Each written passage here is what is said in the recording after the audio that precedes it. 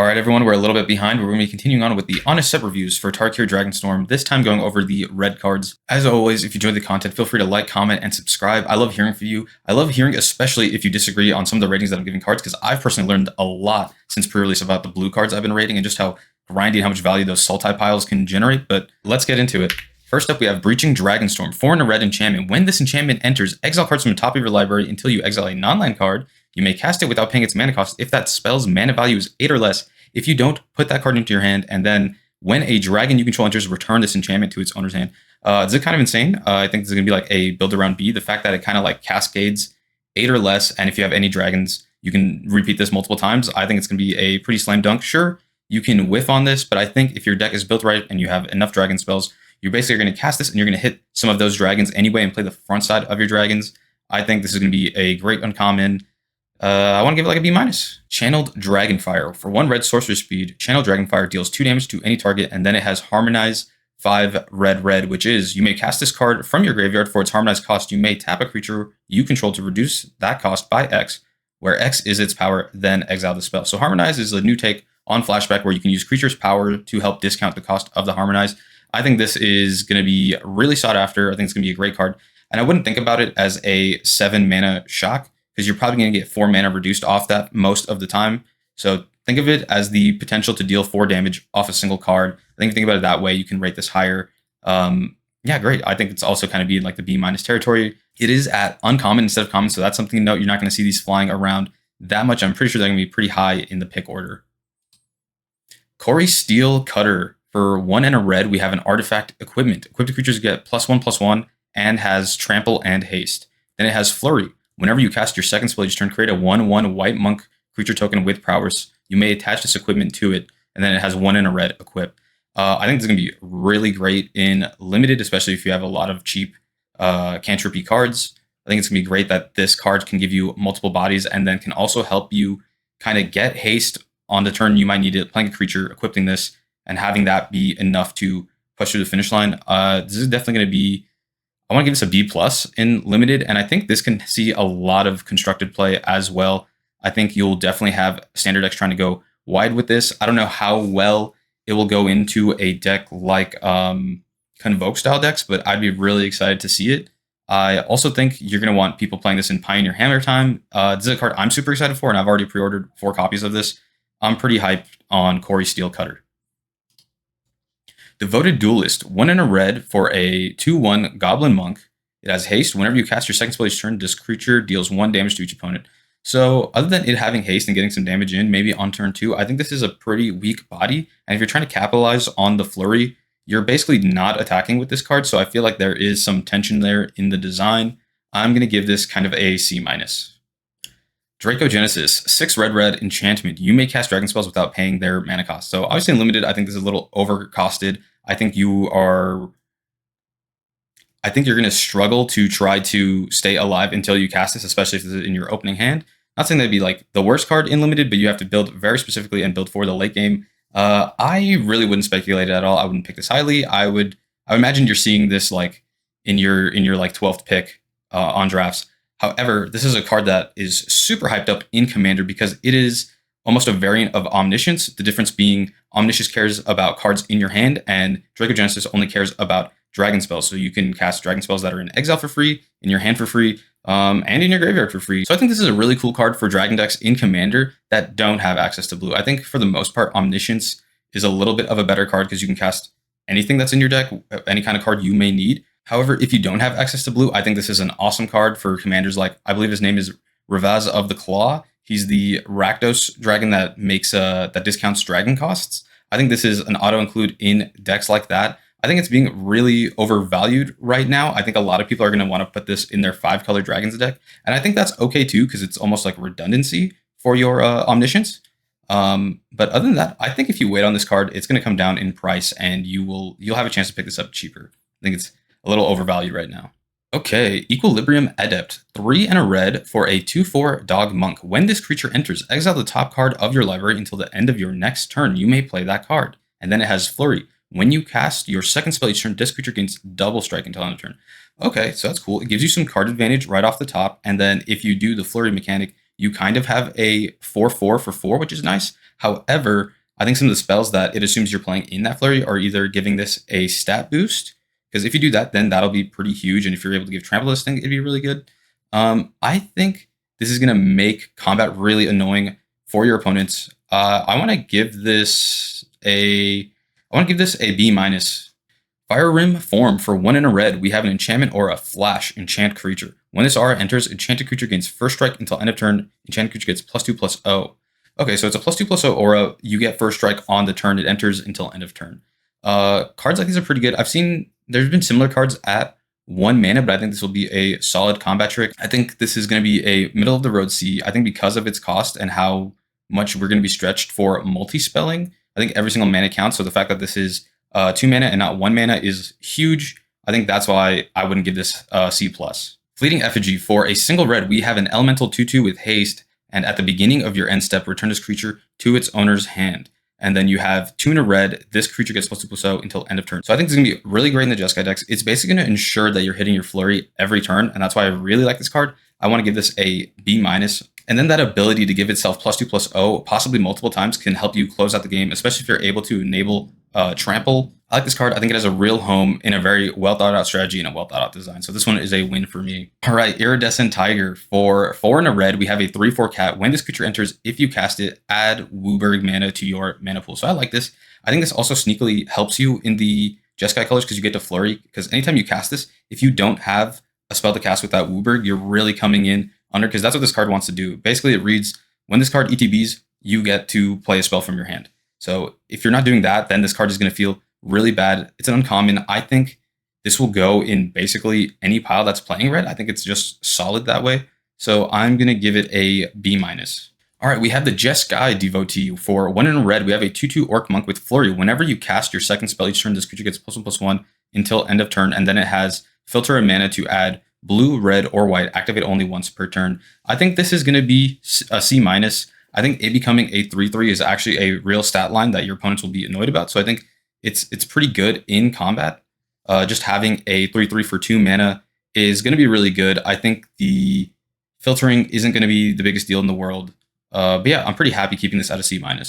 All right, Magmatic Hellkite. For 2 red, we have a 4/5 dragon with flying, so it's already above rate. And then when this creature enters, destroy target non-basic land an opponent controls. Its controller searches their library for a basic land card and puts it onto the battlefield, tapped with a stun counter on it, then shuffle. So I've never seen an effect where you destroy a land and then it comes in tapped with a stun counter. I've seen it coming in tapped a lot, but this stun counter is kind of game-changing because it puts them off a color for a turn. So I think this is going to be great in limited. You're going to get rid of your opponent's tri-land, and sure, they probably have a basic to fix for the color they're missing. However, they will not be able to use it on their next turn. So I think that's really good. The fact that's a flyer, the fact that's a little overstated, I'm going to give this a solid B to B+. I think you can do some really tricky stuff with the land.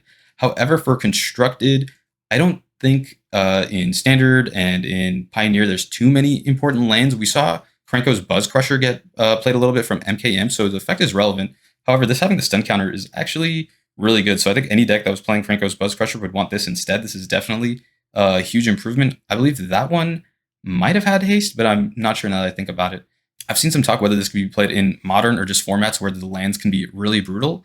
And I think the fact that this has to be 4 mana and can't get discounted like something like Obsidian Charma will make this kind of not see too much modern play, in my opinion. Meticulous Artisan. For 3 in a red, we have a 3/3 Djinn Artificer with Prowess.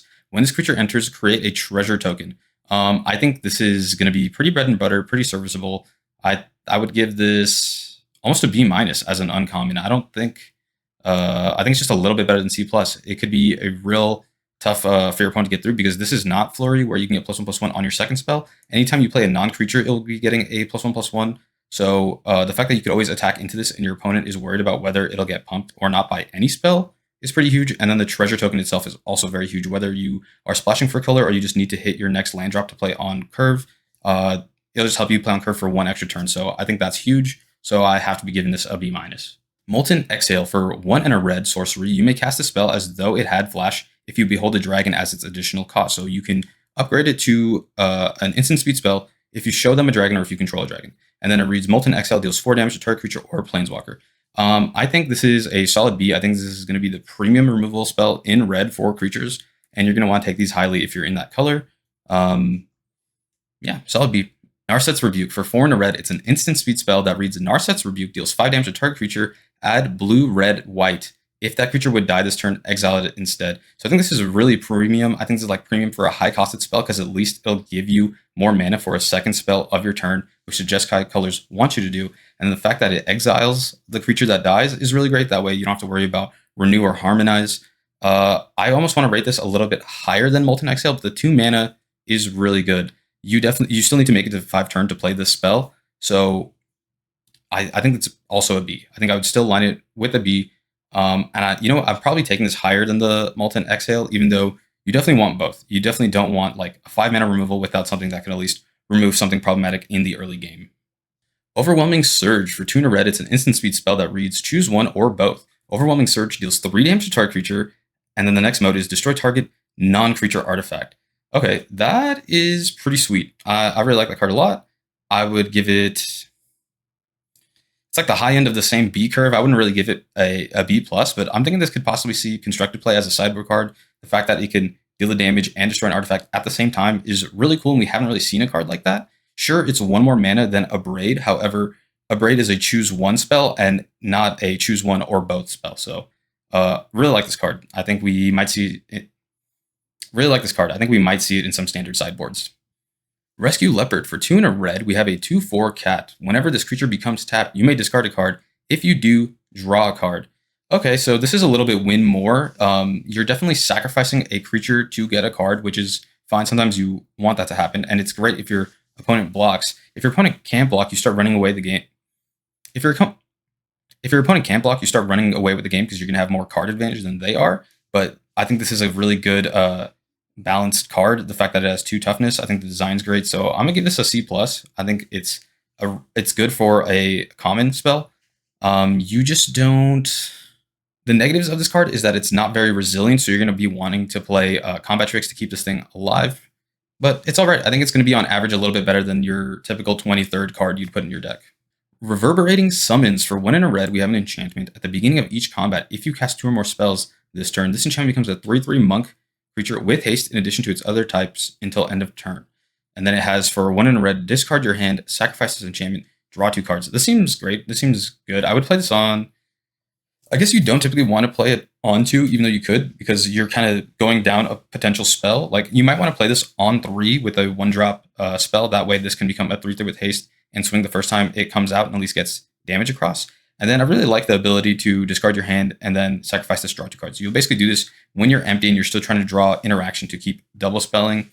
I'm going to give this a B- because it's not as repeatable as the Dragonstorm cycles. However, I think it does add a clock to the game. I think this is a real card. Sarkhan Dragon Ascendant. He's finally back, and this time he's a 1 and a red 2/2 human druid legendary creature. When he enters, you may behold a dragon. If you do, create a treasure token, and whenever a dragon you control enters, put a +1/+1 counter on Sarkhan. Until end of turn, he becomes a dragon in addition to its other types and gains flying. This card is sweet. I think you would play this anyway. In limited, that treasure early on is a game changer, ramping you up to a 4-drop spell on turn 3 is always good. And the fact that he can become a real threat by just being able to boost himself up and become invasive, deal damage, I think this is going to be a B+ tier rare in limited. I think the fact that it gives you a treasure on ETB potentially cannot be understated. And then I've been seeing people mess around with this card in standard with Mox Jasper during the streamer early access event, and it looks like a really fun deck. I would look it up if you haven't. It plays the black rare dragon from the set that can do board wipes and is a 4/4 ward discarded card flyer.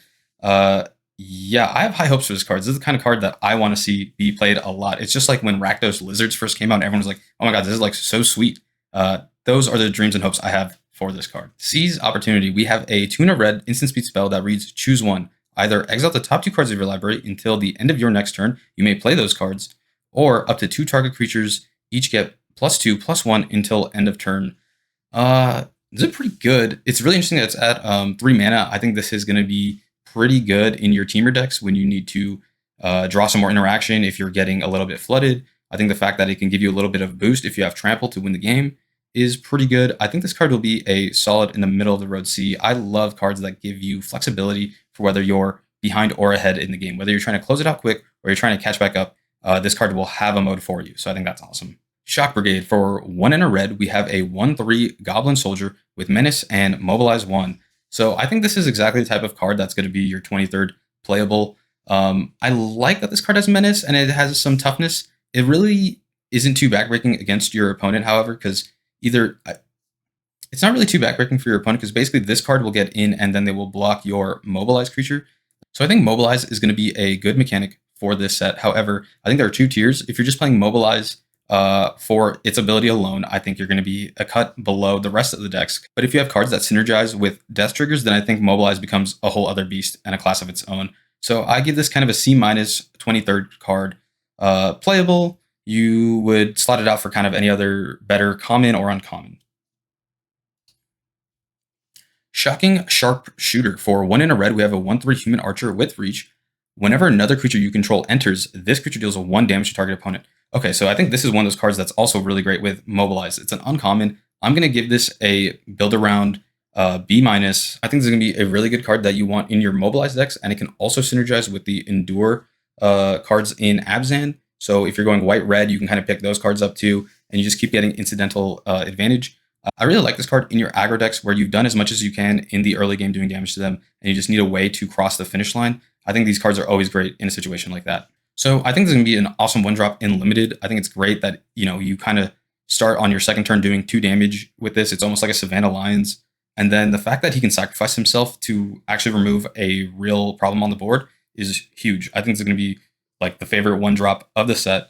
I think in Standard or in Pioneer or other formats, I'm not quite sure how important the second effect is going to be. I'm sure it's going to be good because it's flexibility, but typically goblins just want to do the haste damage up front and not have to worry about there being a big wall. I think it's more about going wide and getting around walls anyway. So it's going to be kind of hard for me to determine how good this is going to be in constructed formats like Standard or Pioneer, but I'm kind of excited about it. I want to place it to mess around with. Storm Scale Sound. For me, the hype between Dracogenesis and this card should be flipped. That one's like a $30 card. This one is a $7 card. And I find this design so much more exciting. It reads, for 4 red, you have a 4/4 flying dragon. Other dragons you control get +1/+1. And then it has Storm. So for any number of spells you cast this turn, it will make copies of this spell. And the copies will all read each other and all give each other +1/+1. And it'll keep stacking ahead. So if you're able to Storm away with this card, it's just kind of crazy.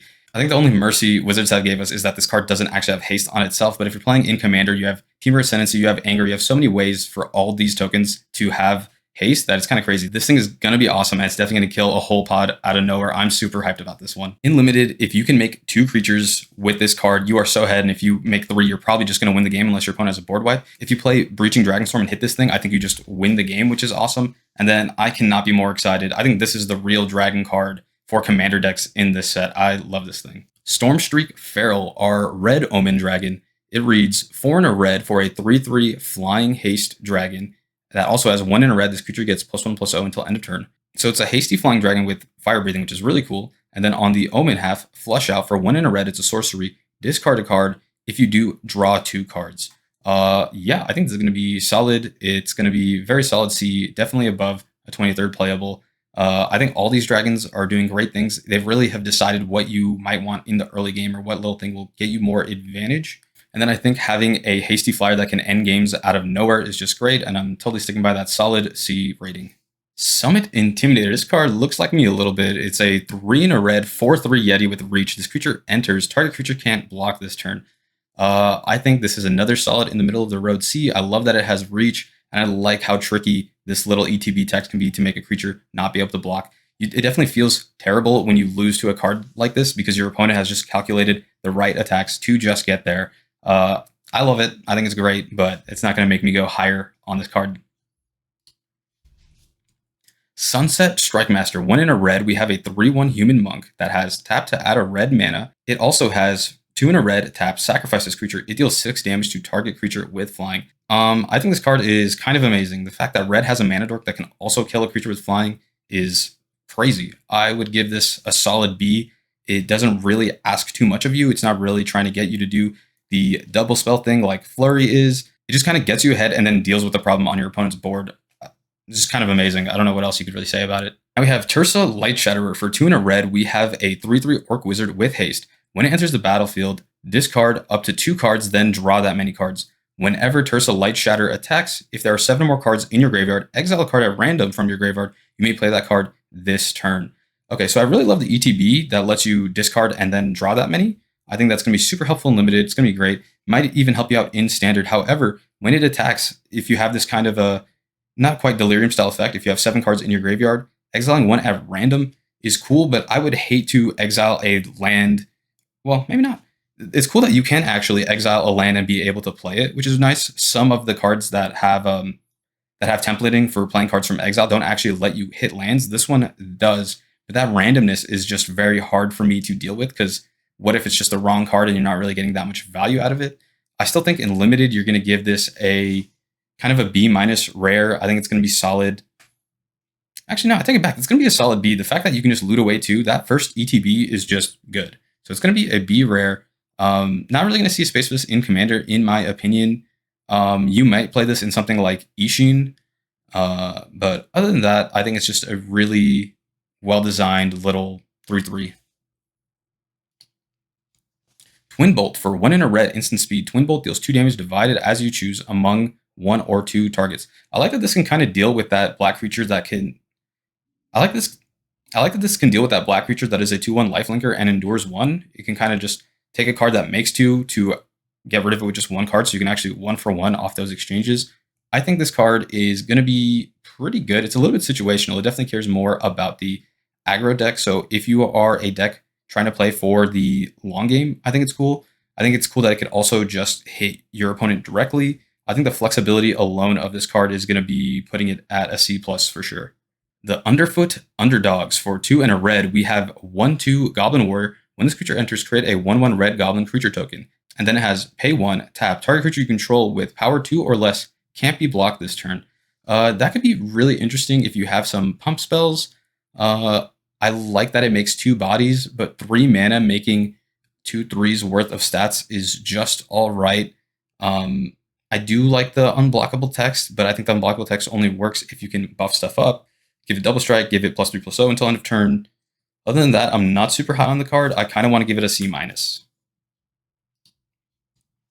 Unsparing Boltcaster for 2 and a red. We have a 3/3 Ogre Wizard. When this creature enters, it deals 5 damage to target creature an opponent controls that was dealt damage this turn. Okay, so you kind of want to. Okay, so this kind of incentivizes you to play Mobilize a little bit, because your opponent will usually block it instead of taking 1 damage, because they don't expect for anything to die to a 1/1 red warrior token. I don't think they really expect you to use a combat trick on it either, since you're losing that creature at end step anyway. This is a great way to get rid of a problematic creature on your opponent's board by just kind of setting up the attack with the Mobilize, and then on your second main playing this card. I really like it. I like that it's a 3/3 for 3. I like that it can potentially kill something much bigger right out the gate, and then your opponent will still have to deal with this on the board. I want to give it a solid B-.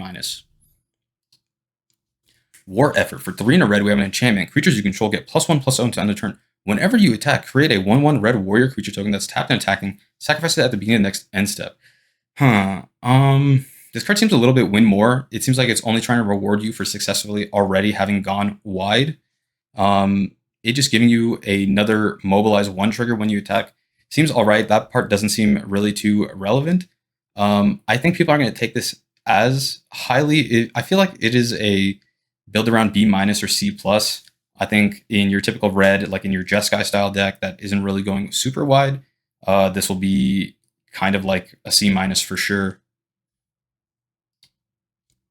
Wild Ride. For a single red, we have a sorcery. Target creature gets +1/+0 and gains haste until end of turn. And then it has Harmonize for 4 and a red. I really like this card. I'm going to give it a solid C+. The fact that you can possibly use this thing twice is really huge. I like that it gives the creature haste. So if you just, you've got a treasure early, or you have the 3/1 mana dork, you can kind of just use that to play a big creature and get in immediately. I think it's a cool card. I think Harmonize is going to be kind of busted. Zurgo's Vanguard. For 2 and a red, we have a star 3 dog soldier with Mobilize 1. This creature's power is equal to the number of creatures you control. So I think this is going to be very premium. The fact that it only has 3 toughness is a little bit concerning.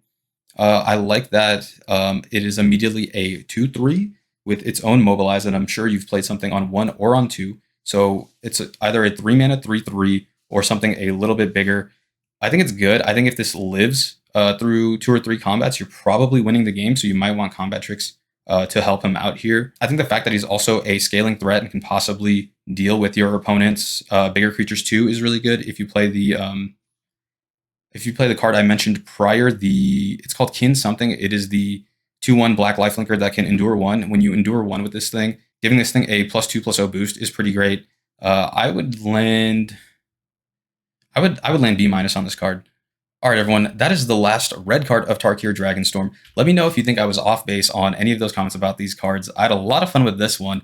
I think red just feels kind of more fine-tuned. I feel like in a lot of limited sets, it's either really great or really bad. I think it's like found a nice like medium ground here. I don't think it's going to be too amazing, but I really like what some of the spells are doing. I like Harmonize as a part of the Teamer Wedge is pretty cool. So yeah, if you enjoyed, feel free to like, comment, and subscribe, and let me know your thoughts about the red cards in Tarkir Dragonstorm. Until next time, sayonara, Sac Squad.